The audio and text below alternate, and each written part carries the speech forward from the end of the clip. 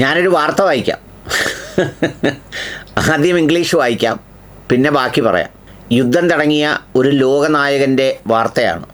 US president Donald Trump said that the United States was in discussion with Iran as the war entered its third week, but Tehran was not ready for a deal to end it.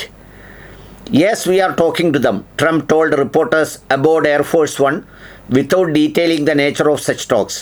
When asked if there was any diplomacy underway to end conflict that has spread across Middle East and roiled global markets, but I don't think they are ready, but they are getting pretty close, Trump said. Iran's foreign minister earlier denied any talks with the United States were taking place. സംഗതി എന്താണെന്നറിയോ? നാറ്റോക്കാരെ ഓടിവാ നമുക്കെല്ലാവർക്കും കൂടെ വന്ന് straight of Hormis തുറക്കാം എന്നും പറഞ്ഞ് നാറ്റോക്കാരെ വിളിച്ചു.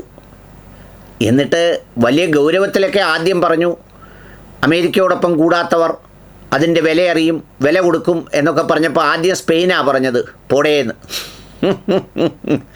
ഓർഡറേന്ന് പറഞ്ഞു. പിന്നെ ഫ്രാൻസ് പറഞ്ഞു, പിന്നെ UK പറഞ്ഞു, അങ്ങനെ എല്ലാവരും പറഞ്ഞു. ഇപ്പോൾ അളിയൻ ആ ശബ്ദമൊക്കെ ഒന്ന് മാറ്റി, എടാ വാടാളിയാ വന്ന് തുറക്കാവടാ, ഇല്ലെങ്കിൽ നമുക്കെല്ലാവർക്കും നാണവാടാ എന്ന് പറയുന്ന ഒരു സ്ഥിതിയിലേക്കെത്തി. നാറ്റോയ്ക്ക് ഭയങ്കര നാണക്കേടാണ് ഇങ്ങനെ സ്ട്രെയിറ്റ് ഓഫ് ഹോർമിസ് അടഞ്ഞു കിടക്കുന്നത്. അതുകൊണ്ട് ചൈനക്കാരെ വാ, ജർമ്മനിക്കാരെ വാ എന്നെല്ലാവരും പറഞ്ഞു. അവർ പറഞ്ഞു, UK ഒക്കെ പറഞ്ഞതെന്താണെന്നറിയോ?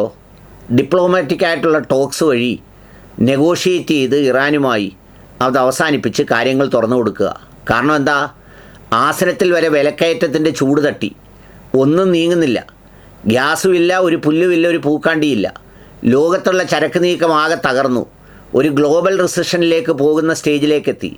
ഇറാനാണെങ്കിൽ വിടുന്നില്ല, ബാക്കി ആരും വരുന്നുമില്ല.